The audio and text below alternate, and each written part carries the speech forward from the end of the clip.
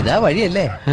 ആത്തെന്തായിരുന്നു പരിപാടി? അമ്പലത്തിലൊരു വഴിപാടിന്റെ കാര്യം പറഞ്ഞ. വഴിപാടായിരുന്നല്ലോ, നല്ല കാര്യമായിട്ടായിരുന്നല്ലോ. തോന്നിയസം പറയുന്നത്. തോന്നിയ ദിവസം കാണിച്ചിട്ട് ആ പാവം ജവാന്റെ ഫോട്ടോയില് മാലിട്ട് ചന്ദനത്തിലെത്തിക്കണോ അല്ലേ?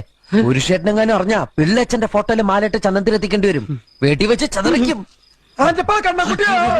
നാട്ടുകാരെ വിളിച്ചു കൂട്ടിട്ട് മോൻ എന്ത് കിട്ടും? എനിക്കൊന്നും കിട്ടില്ല, പിള്ളേച്ചന് കിട്ടും. നല്ല അസല് പുതുക്ക്. വലിയ നിലവിലുള്ള ആളല്ലേ, എല്ലാരും ഒന്ന് അറിയട്ടെ എന്ന്. നീ എന്റെ മാനം കളയരുത്. നിനക്ക് എന്ത് വേണേലും ഞാൻ തരാം. എന്ത് തരും?